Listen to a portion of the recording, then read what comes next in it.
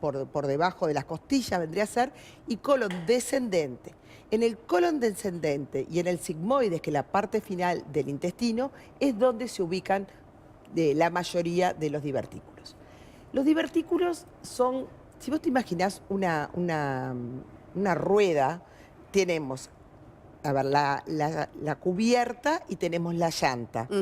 Imagínate un agujerito en la cubierta y que por ahí surja como una bolsita, que eso es la llanta. No sé si te podés hacer la idea de lo que es un tubo con pequeñas bolsitas que van saliendo en su interior y que van como saliendo hacia los costados. Esos son los divertículos. Son esas bolsitas que pueden tener diferente tamaño. ¿Por qué se forman los divertículos? El intestino tiene una capa muscular. Entonces, cuando hay una materia con pocas fibras, es una materia más seca, el intestino tiene que hacer más fuerza, mayor contracción, y al hacer contracción, muchas veces se piensa que en esos puntos débiles, que es por donde, ahí vemos los divertículos, esos puntos débiles por donde muchas veces se atraviesan vasos, queda como debilitada la pared y al hacer esa presión es donde hay una disminución de la tensión y salen esos divertículos.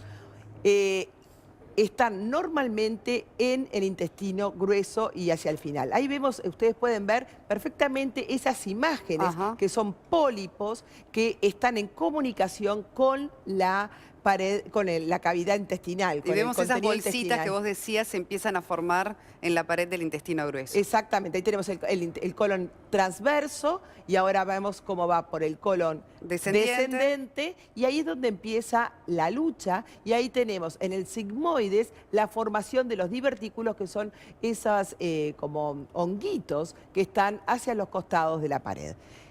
Los divertículos tienen una prevalencia muy alta y es por arriba de los 40 años se empiezan a ver los divertículos. Lo importante es que los divertículos son generalmente asintomáticos, no dan síntomas. La gran mayoría de la población por arriba de 60 años, estoy hablando de casi un 60%, tiene divertículos, pero no son sintomáticos. No tienen por qué dan síntomas. ¿Y cómo se diagnostican entonces? Nosotros ya hemos hablado de que para el screening de cáncer de colon hay que hacer estudios. Y uno de los estudios que se piden y se piden anualmente es la pérdida de sangre intestinal. Entonces, muchas veces la pérdida de sangre intestinal da positiva, entonces el médico tiene que continuar los estudios para descartar si hay un cáncer o no. Y para continuar esos estudios lo hacen por medio de una fibrocolonoscopía, que es la introducción de una manguera con una luz y un aparato para poder visualizar y una camarita dentro del intestino. El profesional va viendo la luz del intestino, descartando la presencia de un tumor o un pólipo. Eso es el objetivo principal. Pero cuando el profesional va viendo la luz del intestino, se encuentra con los divertículos y hace el diagnóstico de diverticulosis. Diverticulosis es la presencia de divertículos. Bien. Cuando esos divertículos se complican, o sea que empiezan a dar síntomas, se pueden dar dolor, se pueden inflamar, se pueden dar un acúmulo de bacterias a ese nivel, entonces dan una reacción inflamatoria. Ahí hablamos de diverticulitis. Que es como la enfermedad con síntomas del divertículo. Pero déjame hacerte una pregunta antes. Mientras tengamos los divertículos asintomáticos, no pasa nada. No pasa nada. Porque vos decías, el 60% de la población mayor de 40 los tiene, no sabe. Y mientras no se haga el estudio, o mayor de 60, los tiene, no sabe, pero no debería preocuparse, hasta que empiezan los síntomas por infección. Exactamente. Yo pensaba hoy, es como parte del crecer, del tener arrugas. Bueno, el intestino, en parte de su envejecimiento, va desarrollando divertículos. Bien. Que no son factor de riesgo para nada, no están asociados a cáncer, no están asociados...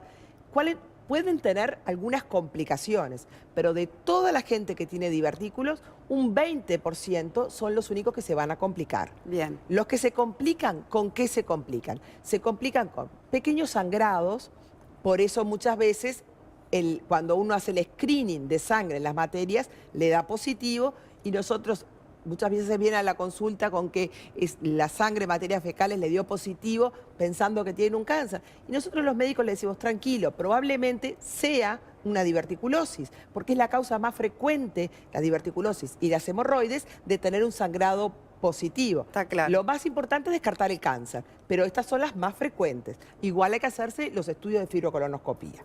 Entonces, porque es la única manera de verlo. No, para descartar el cáncer.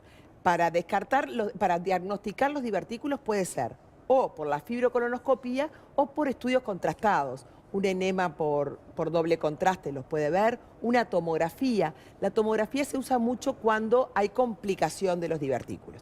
Volvamos entonces a cuáles serán las complicaciones. El que sangre, que se infecten, dijimos que esas bolsitas se obstruyan un poco, aumenta la carga bacteriana, aumenta un proceso inflamatorio que puede doler, dar un poco de dolor localizado, distensión abdominal, y si es algo liviano, o sea, hasta ahí nomás, se puede tratar con antibióticos por bocas. Bien. Si el proceso es de mayor entidad, puede dar un compromiso general con fiebre, escalofríos, dolor abdominal, y muchas veces lleva a la internación del paciente y a la necesidad de hacer una tomografía para confirmar el diagnóstico de que hay un proceso diverticular complicado, una diverticulitis, a descartar un absceso, y a hacer antibióticos intravenosos. Bien. Ese es el segundo. ¿Qué pasa si estos episodios de diverticulitis se repiten mucho en el tiempo?